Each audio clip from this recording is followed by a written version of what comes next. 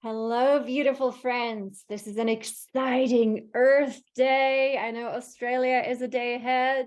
Those are the pioneers leading the way. They already know what's going to happen tomorrow. And so I love how this all works. But you know, it's always a solar day, and today is a solar day, and today is a very special day. When I first started to really interact with Divine Mother, you can imagine that she has knowledge about all things. And so working with her is very overwhelming when it comes to receiving knowledge, because she wants to teach you everything about everything. And so I always say she makes you a scientist, even if you are not. She makes you a physician. She gives you a download of the human body, of what it should do, and the mystery of blood, and who knows what. And so one of the things she was teaching me about was numbers. And so her understanding actually is slightly different from the typical science of numerology, whether we call it science or not. But she actually explained that everything in creation is actually coded, and that we live in a reality which kind of lost its code. And she said that our reality is coded with zeros and ones, so just like in the Matrix. But she said the true reality, the divine reality, is coded with all the numbers. And she specifically was saying that the numbers that we use, so we call it Arabic numbers, right? Not Roman, but Arabic, that those actually are shapes of coding from cosmos. And so like when you see the number 22, she showed me that, like we would say, oh yeah, that's number 22. But to her, I'm going to just post it here as, oops, sorry, I don't see anything. But anyway, so 22 looks like two serpents next to each other. Maybe I can put it in the chat because I had. So when you see two serpents next to each other, it actually does look like number 22. So because Divine Mother is the mother, and the geese here, the Divine Mother is the mother of magnetism. That's important to know. Within magnetism, we have the plus and the minus, and that creates a movement. And so the movement that we recognize is the rainbow serpent, for example, of creation.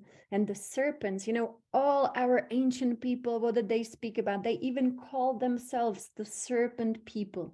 Now, Divine Mother told me that all the shapes we recognize as these Arabic numbers, that they are actually shapes of energy of her body. So like you take the serpent, and when she is in 22, those are two serpents. And so 22, she specifically said that is her number. And so today to me is the number of the mother. Now, incredible things are happening. Unbelievable things are happening. When was it that we were told in the ethers that humanity is being liberated? It was like 2 or 3 days ago. And so, you are the witnesses here. We are experiencing liberation from many different energies from within and without. But last night in the ethers was this visible, which surprised me so much. And I will tell you why, you will understand why. In the ethers last night, the portal of 1111 appeared once again. Normally, this is a portal. To understand this, people associate it with our human calendar, but actually it has almost nothing to do with the human calendar that we have here. It is a cosmic, multi-dimensional portal of two pillars, you would say, two energies, just like you see it here in this picture. So you would really have one energy on the left, one on the right, and they both are coded with 11. So then when you look at them, when this portal in between opens, one is 11, the other one is 11, and so between them is the portal. That is a multi-dimensional portal, which allows us to receive energies from different, really, you would say, time and space realities within cosmos. So normally this is actually associated with our calendar because it does open in November around our November 11th, and it stays open for a few days. But actually it opened last night. So I don't know, is it going to stay open just because of today is actually 22 in our calendar? Is that why it opened? How long is it going to stay open? What does it mean for us? This was amazing. So I was blown away. Now I wake up in the morning, do my processes, and then I checked my emails, and I saw an email from one of our initiates from Norway, Björn. Björn sent me an amazing email. I'm going to show this to you. This will blow your mind. Björn is a mystic who studied at a mystical school in Italy. Maybe I've never heard of it. Damanhur school. I don't know. He studied there for 3 years and he studied alchemy. And he learned sacred language. And he sent me this. He said in the sacred language, they learned how to say divine feminine existence reflected in human beings in the sacred language. Mat ra vat te. Maravati. Now, Maravati, I was told in these higher realms, is the name, cosmic name for the earth. Now, feminine existence reflected in human beings. Wow. I was blown away. I never heard of this before. I heard it a few days ago in the ethers when they told me, start calling the earth with her real cosmic name, which is Maravati. So, as we discovered, T is in the beautiful name of our cosmic mother, Shakti, showing us it is feminine existence, feminine creation. I know, Lorraine. I know. I always say it's good to have witnesses. To me, the witness is always my husband, because if it was just like one person, getting all this information and they could never tell anyone and nothing could ever make sense, it would be crazy. But like this, together, you see how together we make sense of all these things. I love this too, Pamela. I love this. Yes, and think about Asha. Paravati. Those are the same syllables. I don't think she was Pavrati. I think she was surely Paravati. Isn't that amazing? Absolutely amazing. Wow. They were Atlanteans. Okay. Isn't this amazing? I'm going to show it again. So he sent me Björn this, and I will share it again because he's asleep now. I promised that I would share it. I got his permission. Because they had to study sacred language. Now, I just had this amazing experience with sacred language, because when you go to these higher cosmic realms, they only use these very simple syllables to speak. That's why I think the real cosmic language is just syllables like hum, sa,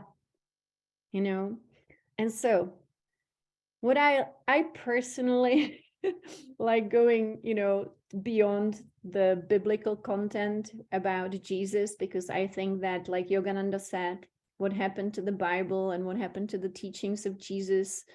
Today we were driving to Mount Shasta, and so my husband was driving, so I was reading from the book of Yogananda about Jesus and just reading out loud so that we can study the real teachings of Jesus. And it was all about, how what we know now from the Bible and what Christianity actually has done to the teachings, there is very little understanding of the true mystical hidden meaning, the esoteric meaning. And so, yes, the esoteric meaning. And so Yogananda in the book, if you read it, it's the Yoga of Christ. He explains how actually Jesus was called Issa.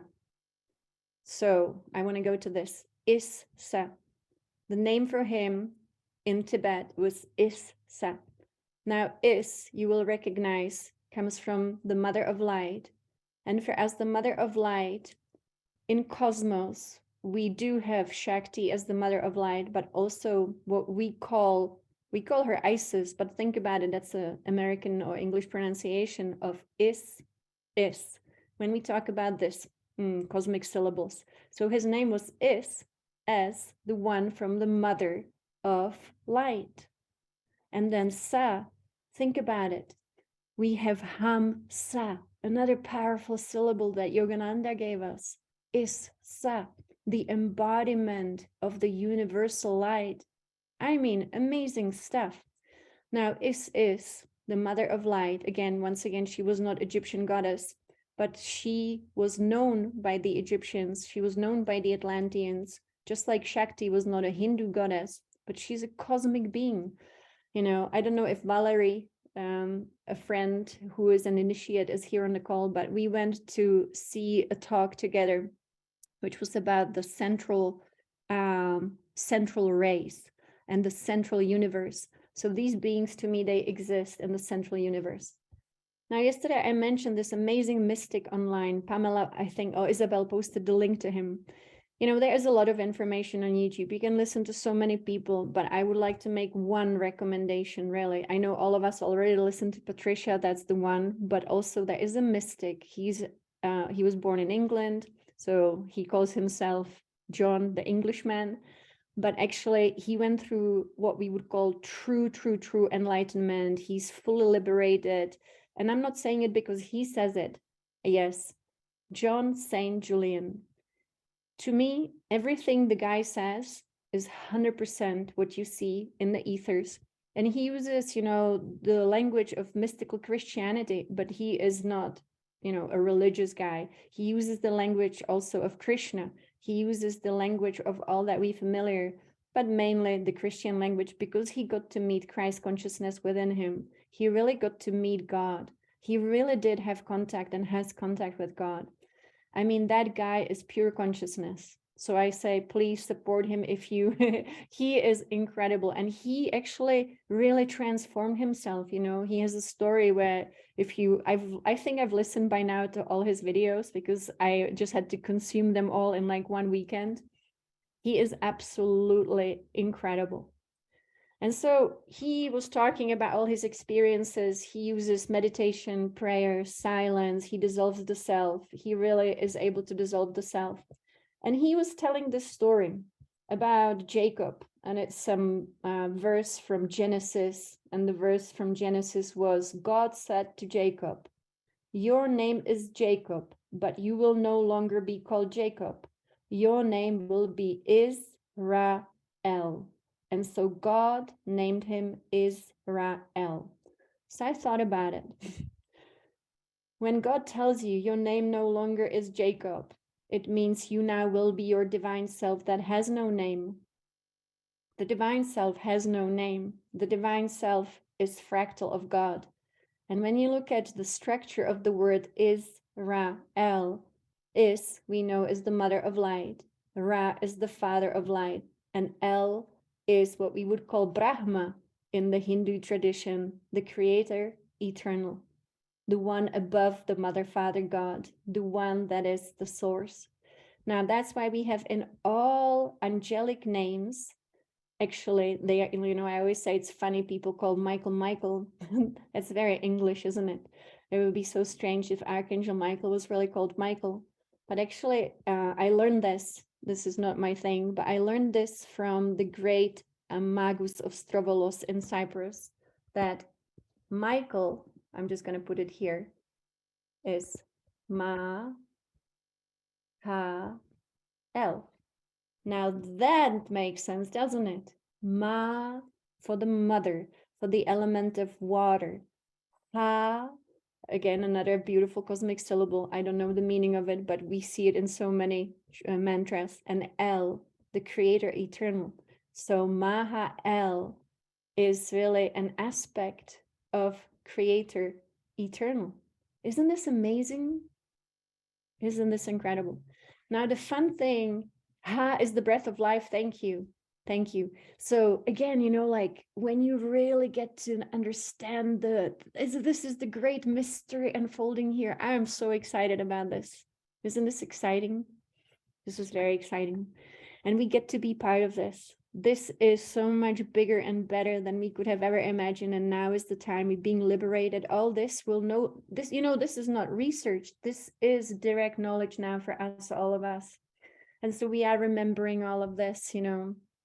I wanted to say about John St. Julian, please watch all his videos, because every single video I've watched, it's like that guy is speaking directly from Christ consciousness, directly from self-realization. And I was saying yesterday, if Jesus was now here, you could say Saint, what was his name? John St. Julian It's like Jesus in embodiment, you know, he really embodied his divine self. He really embodied, he looks like Jesus too, you know, his energy is absolutely unbelievable, but he speaks from pure, pure, pure divine consciousness. So he uses different words than we use, but, you know, he uses the Christian mystical words too. And we can understand the emptiness is the divine self. Only then we can truly be guided. And I encourage you to support his mission because he's doing something amazing in this world. So you can donate to him. You can go to his Patreon and make a pledge, which I have done. He also on YouTube, you can buy a hoodie and they are really amazing. I bought mine too, which supports his mission for the children in Africa. I bought his book as well, Becoming I Am, and he's, you know, absolutely, yeah, it's wonderful. You know, we are here to be collaborators in this amazing world. So he also met those beings who really, you know, unfortunately, and you can watch the videos, have been controlling humanity from the fourth dimension. So I met them too. And of course, everybody gets to meet them when they start attuning to higher realms. And this to me was something very, very puzzling, you know, how could there be beings in a fourth dimension that are not here, meaning they are non-physical, and yet they are physical in the fourth dimension, of course, because we all are physical everywhere we go, you know, but he got to meet them too. I met them too, and they are very unfriendly. You know, Sri Kalishvar met them too. He even went to where they reside in the astral sphere. So as you can imagine, astral sphere is simply like being here on earth, but it is without the density of the physicality, but it doesn't mean it's good. It's simply lost one layer, which is our physical body. And so you find all sorts of being in the astral sphere. And so these beings, you know, have been really interfering with human freedom, for example, but they are not the only reason for liberation right now. There are many reasons, and the biggest one is our own unconsciousness, of course. But he speaks about these beings. You know, I talked to Alex about it because when I met them, I was like, whoa, who are these beings? You know, they are so unfriendly and they just want to use our life force, which is pretty crazy. And this, again, is part of our liberation. Now, I think it was Lynn who recommended once the movie The Dark Crystal. Is that Lynn, the movie that you recommended? I watched it a while ago and I thought it was so brilliant because it's the beings of darkness who want the life force of the light beings. I think that's what it is, right? And so I thought that's exactly what has been happening in this world for so long. And so now is the time for liberation from all of this, because the movie, The Dark Crystal, yes. Yeah, yeah. So to me, that's a true story. Absolutely true story.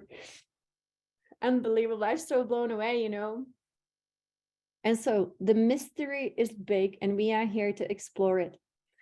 The thing is that because we are working with these beautiful tools that Oren gave us, we are going to today do something amazing, amazing. We are going to really start building our diamond body. And our diamond body, you know, it's the shape where you have the two tetrahedrons. Again, I was showing yesterday, you can buy on Etsy, the tetrahedron shape so that you're really familiar with this three-sided pyramid. And so today we will go for the first time into the diamond body, and we will be using this diamond body to have beautiful experiences in the higher worlds of light and consciousness. So we are absolutely, you know, guaranteed to have experiences of light and higher consciousness, which is beautiful. We are bypassing all the lower astral planes. Yeah. Yeah, Yogananda did a lot of beautiful work in the astral sphere. So we are now in a very different space, but these beings have been lingering. Last time I saw them actually was in 2020. So I cannot tell you that they're still around. That was the last time I had an encounter with them. So we're going to be going up into these higher worlds. For some of us, it can feel like we are visualizing, but you know, with Oren, it is not just visualization. We are actually being also transmitted all this that's happening. And this And the beings, I also met the archons. I met a lot of different beings, but they were not as terrible as the other guys from the other planet. And again, I don't want to even speak about them. I just want to say all of this is a liberation, you know, inside out. It's inside out. And so when we go to higher realms, it might seem again like we're visualizing for some of us, but don't worry, the visualization is actually leading to eventually seeing all of it. And also, I had direct experience with Orin, where I was able to see that everything that Orin is transmitting is actually truly happening in the quantum field in the moment that Orin is actually describing it. So it's happening. So this is all happening. It's going to be very powerful. If you fall asleep, I actually always say that's great, because actually deep trance and deep sleep is deep meditation. Yogananda always says sleep is like deep meditation. So if you fall asleep, that's great too. So Orin is an amazing being of light, a creator being, partners with Daben in Cosmos, as far as I can tell. So when we go into these higher realms, we don't go there just to have fun. We go there to actually become a better human being and to become a source of light here on this planet.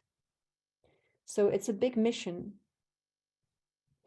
When we go higher up, we bring light with us. And as you know, our purpose here that I understand from is to anchor light of God into this world and to be the ones who bring peace, harmony, joy, and love. Now, I always think how hard it would be if we only worked at the level of the human being that exists in the three lower planes, you know, the physical, the mental, the emotional, and the mental. That would be so hard to be who we really desire to be. We need to reach higher. And so as we do this, we reach higher. And then we become peace because our divine self is peace. We become harmony because the divine self is harmony. Many of you are having amazing experiences with your divine self. Keep working every day connect with the divine self. The more we do it, the more we become it, you know, it's our second nature then, and then our first nature. We bring joy and love. And so together, even though we might not be like next to each other physically, we create a mandala of light here on planet Earth. What is important is to start constantly being aware of the pillar of light that runs through you all the way to source, to the 12th dimension. This is a beam of light, which is like an elevator. And so we go up and we come down. We go up and we come down. And Yogananda called this the Shiva Yoga. That means going up through the spine, through the pillar of light. We go through the crown, all the way to source, through all the many dimensions that exist within the pillar of light. So I always say, when you go into higher dimensions, you travel through your own pillar of light. You connect to many dimensions, all of them actually, through the pillar of light. To me, this, you know, in our world, we live in a world. I don't know how big this world is. Is the world we live in a universe? Is the world we live in a dimension? Is it a system? Is it a galaxy? Because I've seen so many more planets in our world. You know, Patricia probably describes it better, because I saw so many suns, so many planets in our world. And so when we go, we are in the world of 12. So everything is built upon the number 12, 12 suns with each 12 planets. And so within that, we have these 12 layers of creation, so 12 dimensions of consciousness. So when you go through the pillar of light within you, you see you moving through your own being. That's amazing. So we're going to be working with angels and archangels. And as you know, the archangels, the names, for example, as the Magus of Strovolos was teaching them, they all end with L. And so we have Ra, Fa, El, Sha, Ma, El. So all of them are these syllables. And again, all aspects of God. Very beautiful. And that's pretty much it. So we can go in, and once again, I just love this. So now I chant, and I know you are joining me because I can see the earth blossoming as we chant to her, Ma Ravati. And I spoke to a beautiful artist today with a beautiful, beautiful divine feminine voice. And we will be actually recording an original just soundtrack for us initiates here so that we can work with it. And she will record Maravati as a beautiful chant, and she will end Om to it the way that I hear it in higher realms when it actually is very magical. So I'll be working on that. It's going to be amazing. And please teach others, this is opening of consciousness. So I wanted to say another thing before we go into meditation. What happened actually yesterday, so today is Saturday, so it was yesterday, as we are being liberated, we are again being given the gift of creation. I mean, people were saying we had free will, but actually we didn't really have free will, and for many reasons. But the free will is coming back to be once again the one who scripts your reality. So I want to invite everyone to test this out and script your reality. Now I tested it out. You can script anything you want as long as it comes from your heart's strong desire. If it is weak, I don't know how long it will take to create, but if it is strong heart's desire and clarity, then it's instantaneous. So definitely test it out. It doesn't have to be written. It can be written in your head. It can be written in your heart, but very unbelievable. I mean, unbelievable. Minutes, hours, definitely not even like days, minutes and hours. Whatever you script from your heart, so it is. So that's amazing. And that's part of the liberation process, of course, truly being able to have free will. It was difficult to have free will for many reasons. One of them, for example, is the patterns within us. So if our emotional, mental, and etheric body, and even the physical body are full of patterns and conditioning, which is huge, unimaginable amount, right? If our DNA is not fully functioning, if we are burdened by so many layers of unconsciousness, then it would be hard to have truly free will. The free will was given to those masters who were able to use it instantaneously, because then they could do magic, right? They could perform miracles because they would only use free will to create beautiful things, whereas a typical human being probably would be still making a mess. And so now we are being liberated from the messy play, and we are coming into creation. Your creativity is one of the greatest gifts that we have.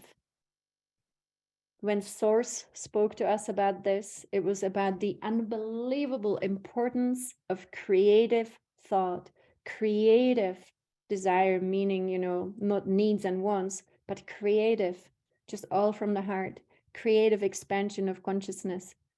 And so it is. And so it is. And so let us go into this beauty. I just wanted to show you this as well. When you go into Cosmos, you will see numerical codes everywhere. Everything is coded. It's pretty cool. I don't know how Divine Mother does it all, but it's very cool. And so here's our meditation for today. So when you go to bed, definitely put yourself in the beautiful 2 tetrahedrons, the vehicle of light, and then have script for your night. I always script my night. Sometimes it doesn't work. That's okay. We can't have it all the time, but it's okay, because sometimes we need to be empty. And so we had the quote from the Bible that John shared with us about Jacob losing his identity as Jacob and becoming his divine self, which was Israel. And to me, this is amazing. When we are empty, we lose the human self. We become the child of the Mother of Light, child of the Father of Light, and we become the child of the Creator Eternal. So you could say the child of Shakti, Shiva, Brahma, whatever names we want to give them, or the child of Isis, Ra, and Ptah. Amazing, amazing stuff happening here. And so chants, I recommend chanting things like Israel, Mahal, connecting with these beautiful energies. And we also have the beautiful chants, of course, like Aim, Klim, Saum, and so on and so on. So this was what Orin recommended that we actually use as our really mantra to affirm. I stand, so in the center of all light, I stand.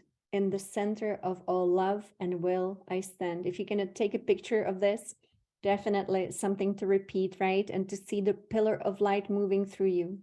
So in the next 5 months, I would say from my own experience, everyone will be having incredible experiences. I see the question if we should sit cross-legged. You know, the recommendation, I'm more of a Taoist than anything else because to me, Divine Mother really revealed herself in Taoism fully.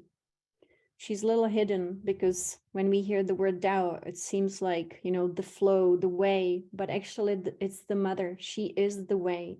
She is the one who is the river, the way, the Tao. And so you could say the Tao is the Divine Mother. So in Taoism, it's important that we actually don't cross our legs and that the cross-legged position was for the times when we didn't have chairs. But actually, ideally, we want to have feet on the ground. Patricia says the same thing. And the reason for that is that we want to have our feet on the ground, ideally, of course, outside if we can on the earth, so that the energy flows into the body through the chakras, through the meridians, and opens the gates of heaven. I'd like to, if you don't mind, share one experience, which hopefully will demonstrate how powerful this vehicle of light that we're building is. So I activated my light body. I was living in Germany and it was before 2006. I know that for sure. I just don't know exactly when. So maybe 2004, 2005, I don't know exactly.